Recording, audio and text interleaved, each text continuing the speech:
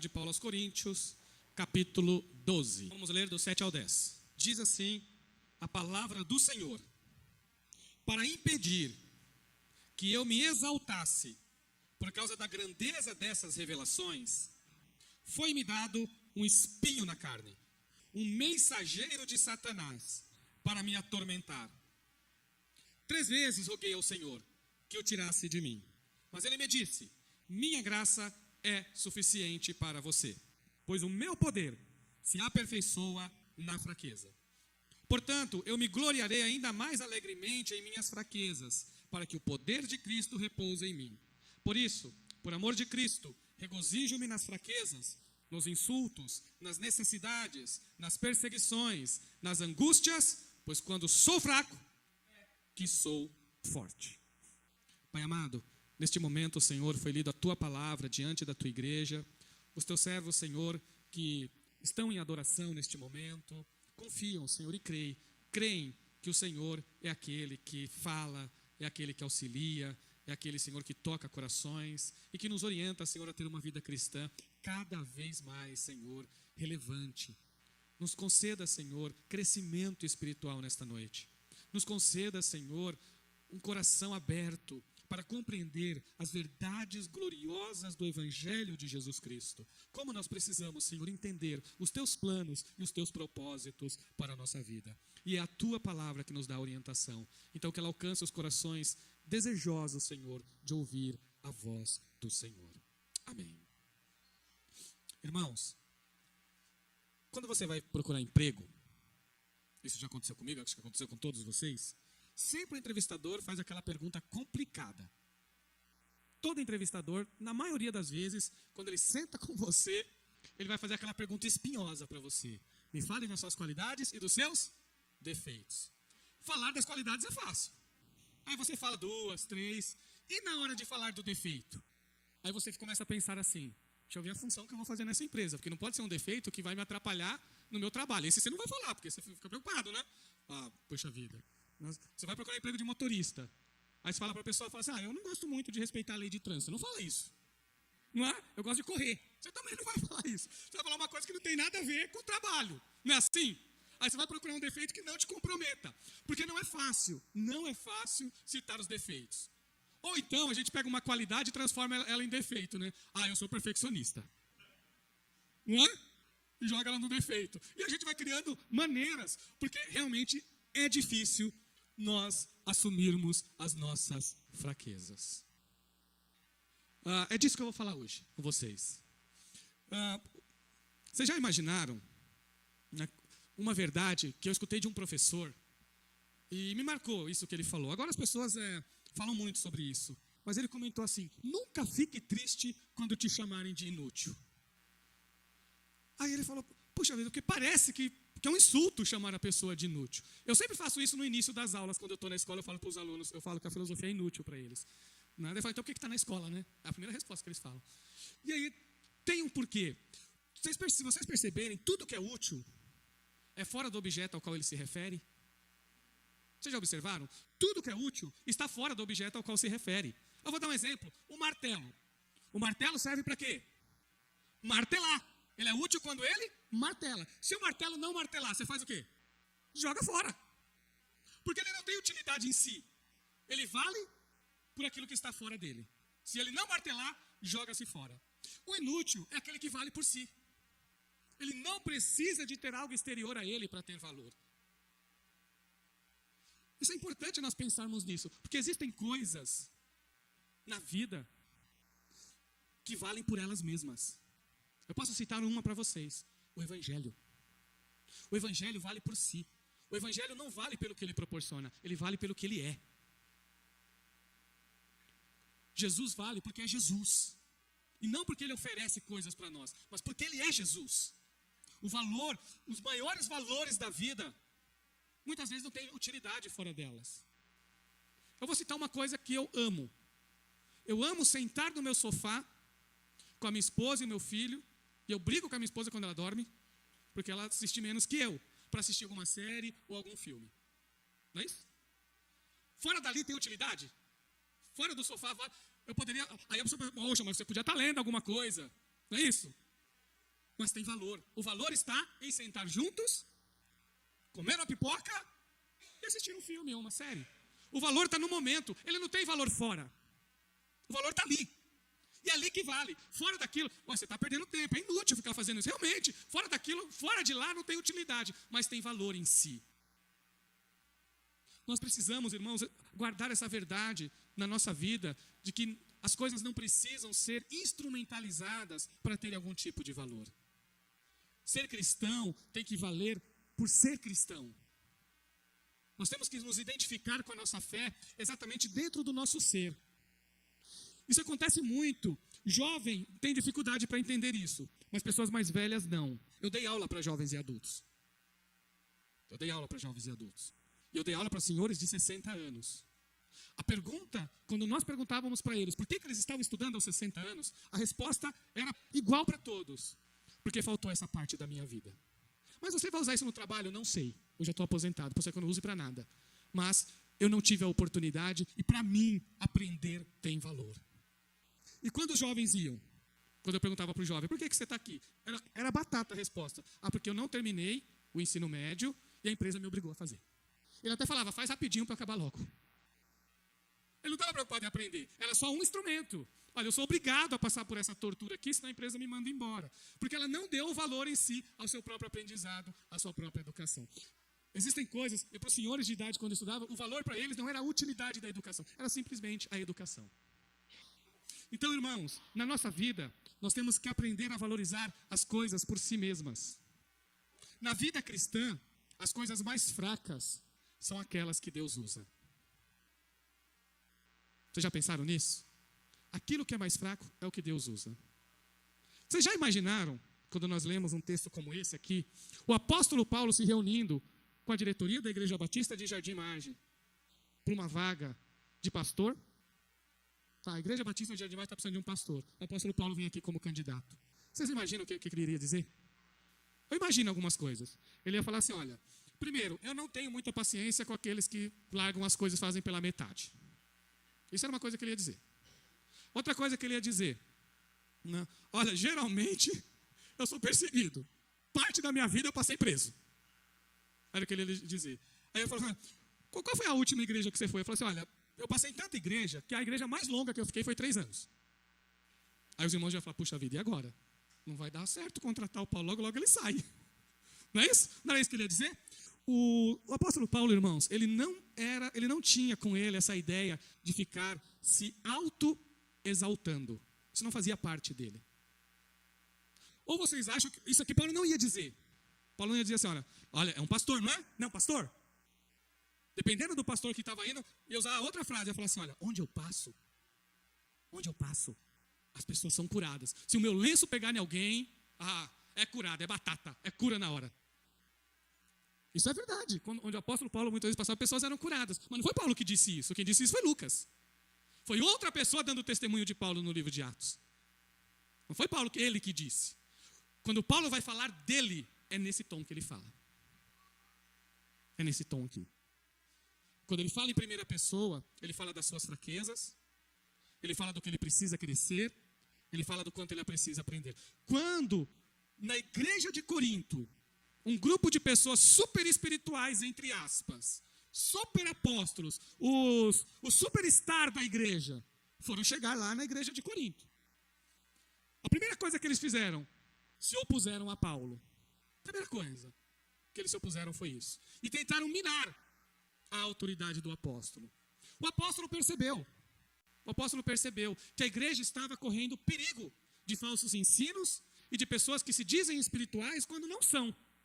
Porque quem é espiritual não arrota a espiritualidade. Quem é espiritual vive a espiritualidade no seu dia a dia. Então o apóstolo Paulo, percebendo que eles estavam somente dizendo exatamente isso a nós pregamos melhor. A nossa pregação é boa. A de Paulo é mais ou menos. Aquilo que a gente escreve, todo mundo entende. Paulo escreve coisas que muitas pessoas não entendem. Era isso que eles começavam a falar. Era isso que eles começavam a dizer. Olha, se vocês ficarem ouvindo Paulo aí, vocês vão passar muitas dificuldades. Que Paulo não tem nem presença. Tem nem presença. Olha o olho dele é até estranho. Era isso que as pessoas diziam. Porque eles se achavam super espirituais, se achavam mais crentes que todo mundo, se achavam melhores na igreja. E o apóstolo Paulo entra na lógica deles e começa a falar daquilo que ele se gloria. E ele começa a contar um pouco da sua história. E onde ele vai frisar? É exatamente onde ele teve mais dificuldades. Falou assim, olha, vocês são super apóstolos, mas vocês já foram presos pela causa de Jesus? Vocês já foram açoitados? Vocês já ficaram noite sem dormir? Vocês já passaram por lutas por causa do evangelho? É isso que ele vai dizer. Aí vai chegar uma hora em que ele vai contar algo maior. Só que quando ele faz isso, ele muda a tônica. Ele vai dizer assim, olha, houve um homem em Cristo, que se no corpo ou fora do corpo eu não sei, foi arrebatado ao terceiro céu.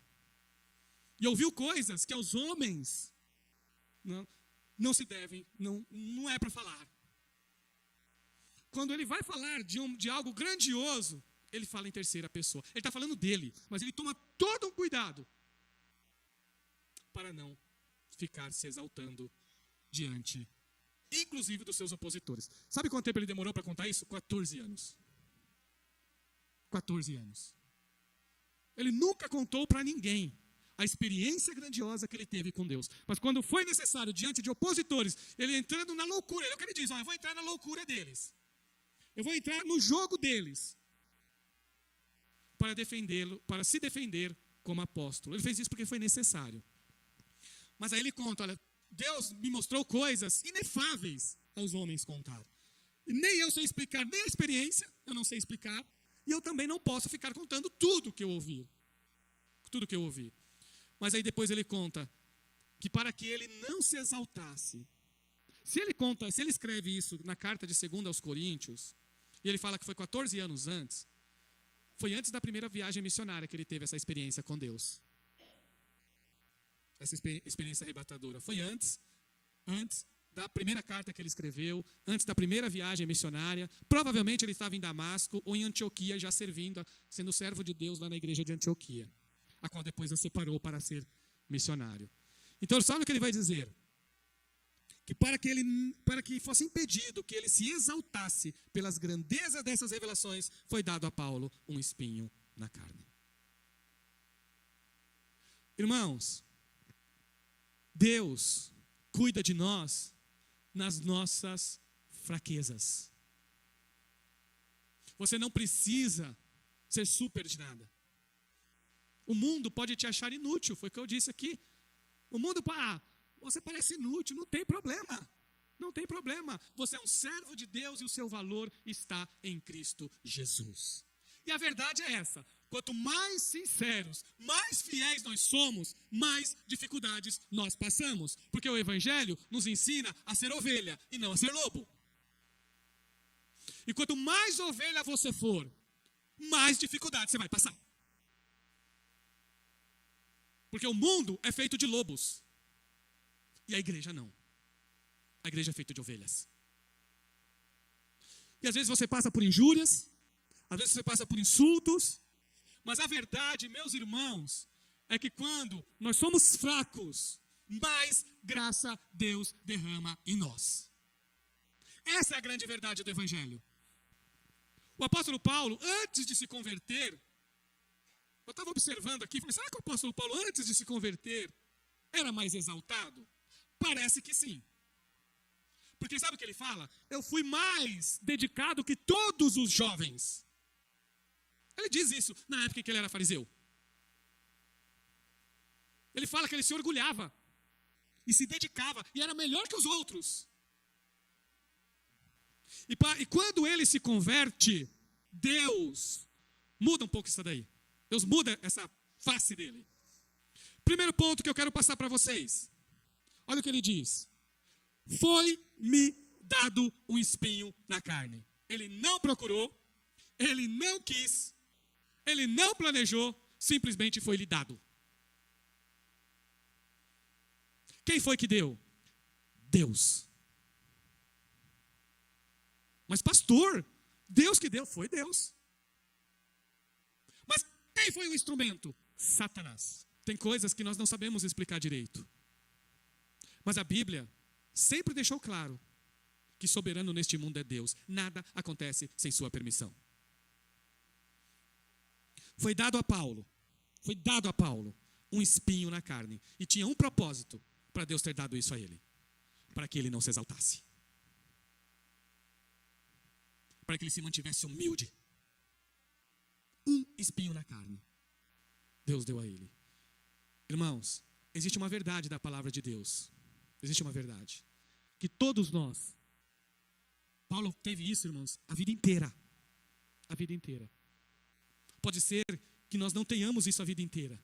Depois que ele se converteu, depois dessa revelação que ele conta aqui de 14 anos atrás, ele passou a ter esse espinho na carne. E tinha um único propósito. Porque esse não era o propósito de Satanás. Esse é o propósito de Deus. Porque Deus resiste aos soberbos, mas dá graça aos humildes. O propósito de Deus foi mantê-lo humilde. Foi para que ele não confiasse em si. E ele confiasse somente em Deus. Qualquer coisa pequena, qualquer coisa fraca, qualquer coisa frágil, quando colocada diante de Jesus, se torna forte. Olha o que ele continua dizendo aqui. Um mensageiro de Satanás para me esbofetear. O mensageiro foi Satanás. E, irmãos, Paulo trouxe sofrimento para Paulo. Agora vocês imaginam um homem que já foi açoitado, um homem que já passou necessidades por amor ao evangelho. Vocês acham que qualquer coisa fazia Paulo reclamar? Vocês acham que era qualquer coisinha, qualquer dorzinha? Não, irmãos, isso aqui incomodava. Isso aqui incomodava. Era algo que trazia sofrimento para ele. Era algo que trazia dor. Nós não sabemos o que é. Não sabemos. Mas sabe por que nós não sabemos? Porque cada um tem a sua dor. O Espírito Santo de Deus não fez Paulo escrever qual era, porque senão teria um significado só. Ele deixou em aberto, para que os leitores saibam que o espinho na carne das outras pessoas pode não ser a mesma que Paulo, mas pode causar sofrimento e pode causar dor. Qual é a tua? O que te causa dor? O que te causa sofrimento? O que é que faz com que você sofra? O que te torna fraco ou fraca? Cada um tem o seu. A verdade da Bíblia é que nós estamos sim em batalha espiritual. E algumas coisas acontecem conosco sob permissão de Deus, mas isso não é para nos derrotar, isso não é para nos fazer encurvar, é para nos levantar, é para nos colocar na nossa posição, no nosso lugar, é para fazer com que nós confiemos de verdade naquele que tem poder para nos conceder graça. Ah, pastor, então Paulo gostava de sofrer? Não, irmãos, Paulo não gostava. Quem é que gosta de sofrer, meus irmãos? Não é disso que está sendo dito aqui. Tanto que Paulo faz o quê? Ele ora. Vocês imaginam Paulo orando uma vez? E aqui é oração, tá, gente? Não é aquele momentinho, Senhor, estou com uma dor aqui, tira. Não é isso não, é oração de verdade. Paulo buscou a presença de Deus e passou bons momentos da presença de Deus, porque ele estava sofrendo, porque ele estava sentindo dor, e ele orou. Deus não respondeu nada. Ele deve ter imaginado. Imagina Paulo ter imaginado.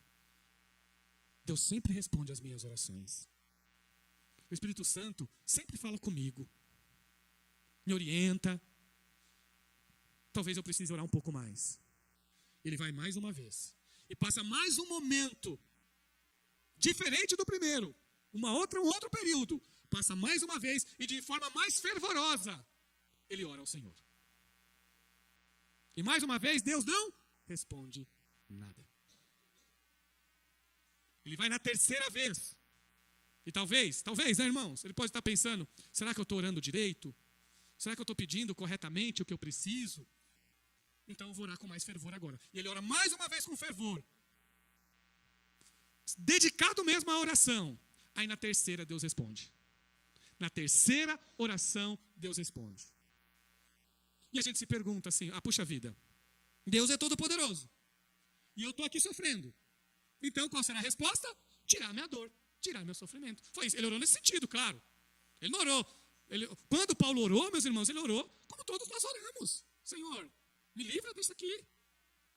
Senhor, isso aqui está me causando dor, isso aqui está me causando sofrimento.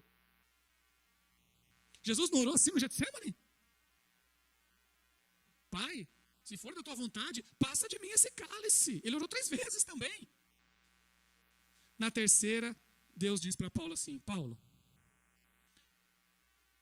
não é da cura ou do alívio que você precisa. Você precisa de graça. E aí ele recebe de Deus uma porção diferenciada de graça. Porque a graça que ele precisava, nesse caso, era para viver feliz, contente e servir a Deus, mesmo com o espinho na carne. Por que isso é importante, irmãos? Porque nós precisamos de muito mais fé, para agradecer, para estar contente, para confiar em Deus no momento da dor, do que da própria vitória da dor. Isso é o evangelho triunfalista, que acha que só tem vitória quando a dor passa. Esse não é o evangelho de Jesus, meus irmãos. É verdade, Deus cura e nós cremos e vamos sempre orar por cura, porque Deus cura. E nós não vamos parar de crer. Mas nós também temos que saber que períodos de lutas, períodos de tribulação, períodos de dificuldades, faz parte do viver cristão. E isso não pode nos desanimar. Isso não pode nos fazer perder a fé. Porque a fé verdadeira está exatamente nesses momentos. Senhor, eu confio em Ti. O Senhor sabe mais que eu. E passar pela dor, e passar pelo estar com espinho na carne, e ainda assim confiar que Deus concede graça nesses momentos. O que você precisa, o que eu preciso de verdade, é de graça de Jesus para viver neste mundo.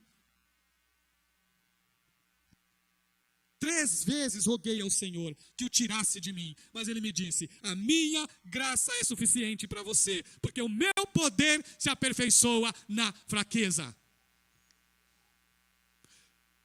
Ser fraco é ser cristão também. Ser frágil é ser cristão. Estar aberto às dificuldades também é ser cristão. Às vezes nós achamos que os melhores crentes são aqueles que não têm problema nenhum.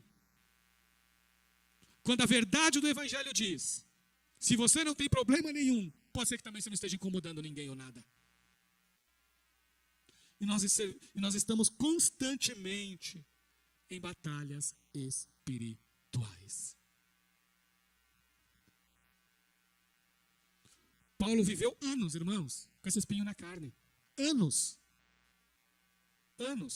Ele partiu para a glória com o espinho na carne. Porque Deus disse não para ele. E se isso aqui aconteceu, meus irmãos, antes da primeira viagem missionária, todo o trabalho missionário de Paulo se deu com o espinho na carne. Foi com sofrimento, foi com dor, foi com angústia, foi com perseguição, foi com incompreensões, e ainda assim estava servindo ao Senhor.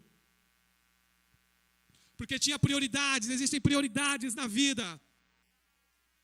E a prioridade da vida cristã é viver para Cristo Jesus, nosso Senhor. Mais uma vez, eu sei que ninguém procura dor, eu sei que ninguém procura sofrimento, mas a verdade é que a vida oferece isso. A única coisa que o mundo oferece é isso. Não pense em você que o mundo te dá coisas de mão beijada. Porque ele não faz isso. Se tem uma coisa que esse mundo é bom em fazer, é as pessoas sofrerem. E se você é de Jesus, então, aí você acrescenta mais o quê? Perseguição, luz com as trevas, ainda tem um acréscimo ainda. Por isso que nós precisamos muito da graça de Jesus, para vivermos a nossa vida conforme a palavra de Deus. Irmãos, não é dor, não é sofrimento, não é enfermidade, não é desemprego, não é falta de dinheiro que te afasta da presença de Jesus. Nada disso tem poder para tirar um verdadeiro cristão da presença de Deus. O que você faz? Faz como Paulo. Ora 1, ora 2, ora 3. Eu vou dizer uma coisa para você. Quando você fizer isso, provavelmente, na imensa maioria das vezes, Deus vai te livrar da tua luta. Deus vai te curar. Deus vai abrir porta de emprego para você.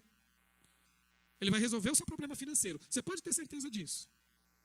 Mas pode ser que tenha uma que ele não faça tão rápido. Ou tenha uma que ele nem faça. Mas ainda assim ele pede para que você o sirva, para que você o adore, para que você busque a sua presença.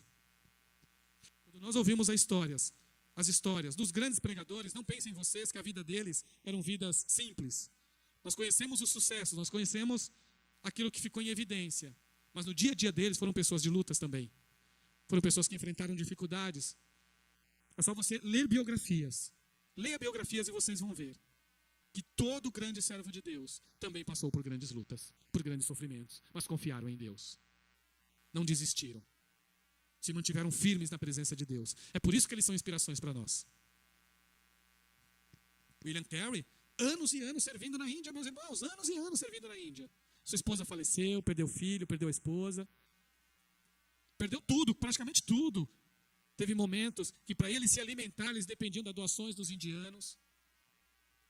Mas a obra de Deus avançou nesse país. Ele foi usado por Deus para acabar com uma cultura maligna em todo um país, que era a cultura de quando um homem morria, a esposa era morta viva, praticamente junto com o marido. Ele, horrorizado vendo aquilo, ele lutou diante de governos, lutou com todas as forças dele, juntou todas as forças que ele pôde. Foi lá para que o governo abolisse essa prática satânica. E Deus deu vitória para ele. Fundou escolas cristãs, batista, tá? Fundou escolas batistas, fundou colégios, editoras, traduziu a Bíblia, serviu ao Senhor, mesmo em meio a lutas e dificuldades. Um homem de Deus, que mesmo diante, um homem frágil, homem simples, magrinho, frágil, pelo menos as fotos mostram. Homem simples, frágil, magrinho, vivendo num país estrangeiro, mas servindo a Jesus. Não era um grande pregador. Ele não era um grande pregador. Ele era um grande intelectual, mas não um grande pregador. Mas serviu a Jesus com seus dons e Deus o honrou. Demorou anos para o primeiro convertido. Mas Deus foi misericordioso e concedeu vitória para o teu servo. Portanto, eu me gloriarei ainda mais, alegremente, em minhas fraquezas, para que o poder de Cristo repouse em mim. Se tem algo que um servo de Deus não pode se esquecer, é que ele é um vaso de barro. Vaso de barro. Ninguém aqui é vaso de titânio, meus irmãos. Somos todos vasos de barro, quebráveis, mas não destruídos, mas não seremos destruídos. Não seremos destruídos. Sei que, principalmente nós, né, irmãos, que moramos em regiões mais periféricas, nós ainda somos perseguidos, além de ser cristão, vivendo em região periférica. Muitas vezes nós somos esquecidos pelo poder público, porque as melhores obras não vão para cá, não vêm para cá. As melhores obras ficam em regiões centrais. Isso é no mundo inteiro, tá bom, irmão? Isso é no mundo inteiro. Tá bom? Não é uma questão de Brasil, não, é o mundo inteiro. Ainda nós temos ainda uma cota maior de lutas e dificuldades.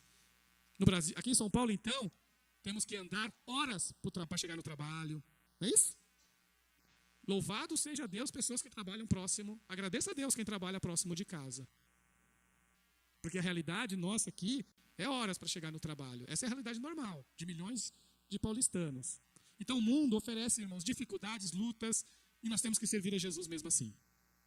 Nunca abandonar Jesus. Nunca largar a igreja. Estar sempre na presença de Jesus, mesmo diante de todas as nossas dificuldades. Por isso, por amor de Cristo, regozijo-me nas fraquezas, nos insultos, nas necessidades, nas perseguições, nas angústias, pois quando sou fraco é que sou forte. Pois quando sou fraco é que sou forte. Uma das grandes provas do apóstolo dos gentios, quando se trata dessa questão das dificuldades e das lutas que ele passava, é que toda vez que ele escrevia suas cartas, ele se lembrava de pedir a oração das igrejas. Ele sempre colocava, ora por mim, para que eu pregue em tal lugar. Ora por mim, porque eu vou ir para tal, estou passando por esse tipo de lutas, por esse tipo de dificuldades. Ore pela minha vida. E é assim que ele vivia a vida dele. Então, irmãos, deixa eu falar mais uma vez para vocês, para que fique muito clara no coração de cada um de vocês a verdade do Evangelho. Passar por lutas não quer dizer que você não tem fé. Passar por dificuldades não quer dizer que você é menos crente que as outras pessoas. Ser mais pobre que os outros não é ser menos abençoado. Nada disso diz sobre a vida e o valor de ninguém. Jesus, sendo Deus, se fez pobre. É isso que diz a palavra de Deus. O que nós temos que vencer, e isso é algo da nossa carne, é toda soberba. Como nós precisamos quebrar toda soberba, meus irmãos. Qualquer indício de soberba que você sentir no seu coração, quebra, em nome de Jesus. Em nome de Jesus. Toda vez que você sentir um ar de exaltação, lembra, não, eu sou servo de Deus. Eu sou servo de Deus, eu não tenho que me exaltar. Deixa que os outros, deixa eu falar uma coisa para vocês, deixa que os outros te elogiem. Se não elogiar também, não tem problema. Não adianta ficar se auto-elogiando o tempo todo. Isso aí acaba contaminando a gente. Acaba nos contaminando. E aí a gente lê uma palavra dessa, que olha o que o apóstolo dos gentios faz. Quando é para falar algo mais exaltado, ele toma todo um cuidado para falar em terceira pessoa, e só falou porque foi necessário, mas quando ele ia falar dele, ele falava das suas lutas, das suas dificuldades. Você quer poder? O poder está na fraqueza, e não na grandiosidade. Está na pequenez, e não na altivez. Deus, deixa eu falar uma coisa, presta atenção no que eu vou dizer. Isso aqui tem que ficar muito claro para vocês, porque esse texto aqui não pode confundir a cabeça de ninguém. Não está dizendo, o texto não está dizendo que por você ser fraco, você vai ter um poder extra por isso. Não é isso que ele está dizendo. Como eu sou uma pessoa mais humilde, então Deus vai me dar mais poder para eu fazer um monte de coisa. Não é isso que o texto está te dizendo. Sabe o que o texto está dizendo? É que quando você é frágil, o poder de Deus atua na sua vida e te fortalece, e te dá condições, e te alegra. É isso que ele está dizendo. Ele te dá condições para viver a vida de forma vitoriosa. É nesse sentido. Mesmo na hora das dificuldades, Deus te enche de graça e você passa por ela e você vence. E ela não te afasta da presença de Deus. E ela pode trazer uma dificuldade para a tua vida, mas ainda assim você se apega a Jesus. Irmãos, eu fico imaginando, uma vez eu vendo na reportagem, essa aqui foi uma reportagem que eu vi, quando teve a guerra na Ucrânia, os crentes foram lá para a região onde ficam os metrôs. A igreja foi para lá, e eles cantavam, e eles louvavam, e eles adoravam o Senhor lá nas escadarias, ou nas partes subterrâneas do metrô. Eles engrandeciam a Deus em meio a um período de guerra, que para eles, a guerra que eles estão passando é o espinho na carne deles. É o espinho na carne, mas ainda assim, louvaram, glorificaram e exaltaram a Jesus. A igreja não deixou de se reunir por causa de uma guerra. Só que nós, às vezes, somos tão acostumados a confortos. Porque quando tudo está bem, o conforto tem prioridades. E nós esquecemos que não é o teu conforto que é prioridade para Deus. Prioridade para Deus é a tua fidelidade, é o teu amor, é a tua rendição, é a tua confiança, que mesmo nas suas fraquezas, Deus te concede graça e Ele te dá poder para vencer toda e qualquer dificuldade. Se você deseja poder, você só precisa buscar em Jesus e confiar em Jesus, que Ele te concede do jeito que você está. Você já imaginou, meus irmãos, se nós esperássemos que tudo desse certo na nossa vida para nós fazermos alguma coisa? Você já imaginou, que eu acho uma oração tão difícil, a pessoa falar assim, olha, Jesus, eu ganho tão pouquinho, que eu acho tão difícil ser dizimista de tão pouquinho, mas se o Senhor dobrar o meu salário, aí eu sou dizimista. Só que dízimos, irmãos, é uma questão de fidelidade. Você já imaginou? Vamos supor, se você ganha R$500 e você não consegue ser dizimista com 50, você acha que com 50 mil você vai dar 5 mil? Porque no começo é assim. Porque quando o coração não é fiel, ele faz isso. Ele faz assim, olha, Senhor, eu ganho tão pouquinho que eu tenho vergonha de dar um dízimo de R$50. Mas aí quando ele ganha 50 mil, Senhor, 5 mil para a igreja é muito. Não é assim? Senhor, não dá. 5 mil realmente não dá. É muita coisa para dar na igreja lá. Quando o coração não é fiel, ele não é fiel. E aí vai se criar um monte de mecanismos. Então, irmãos, o que Deus pede de nós, na nossa vida, é que nós sejamos fiéis em todos os momentos do nosso ser. Vença, meus irmãos, em nome de Jesus, toda altivez. Deus resiste aos soberbos, irmãos. Isso é uma verdade da Bíblia. Deus não atua onde há soberba. Deus não atua onde há exaltação. O poder de Deus se aperfeiçoa na fraqueza, meus irmãos. É lá que está o poder de Deus. Nós temos que nos render, temos que nos entregar. Bendito, sabe quem é bendito, meus irmãos? São os pobres de espírito. Benditos são os pobres de espírito. É na fraqueza mesmo. É na dor que Deus nos concede graça e nos dá poder. É lá que Deus nos dá graça e nos dá poder. Só há crescimento quando nós nos submetemos ao que Deus diz. E hoje Deus está dizendo para você, hoje Deus está dizendo para a igreja dele, que para ele conceder cada vez mais poder no nosso meio, para nós sermos cada vez mais crentes vitoriosos, nós precisamos deixar de lado toda exaltação, toda soberba, toda altivez. Pedir perdão, repreender esse tipo de coisa e confiar. Quero dizer uma coisa para você: se você se mantiver fiel, não deixar de vir nos cultos, adorar ao Senhor, cantar louvores ao Senhor, mesmo na hora da tua luta, Deus vai te manter firme na presença dEle, vai te conceder uma alegria que vem do Espírito Santo de Deus, uma alegria que vem do Espírito Santo de Deus. Você vai confiar cada vez mais que isso é presente, isso é dom de Deus, isso é presente de Deus. Você vai confiar cada vez mais nele. E aquilo que eu disse para você, Deus vai te livrar. Deus livra de muitas coisas, muitas coisas. E Ele faz isso conosco. Mas nunca se esqueça que esteja contente, meus irmãos, esteja contente na situação em que você está. Deixa eu terminar dizendo uma coisa para vocês. Quando a botija da viúva se multiplicou, foi dentro da casa dela que ela pegou as botijas. Aliás, depois ela pegou nos vizinhos. Mas o azeite estava na casa dela. Deus começou com o que ela tem. Deus, Ele te abençoa e cuida de você com o que você tem. Se você consagra ao Senhor o teu pouco, para Jesus Ele é muito. Se você consagra ao Senhor a tua vida, para Jesus isso é o suficiente. Ele quer você. Ele quer você. Mas eu sou fraco. Não tem problema, porque quem te dá força é Ele. Quem te dá graça é Ele. Então confia, meus irmãos. Hoje a mensagem é essa: Deus resiste aos soberbos. Nunca esqueçam isso. Deus resiste aos soberbos, mas dá graça aos humildes.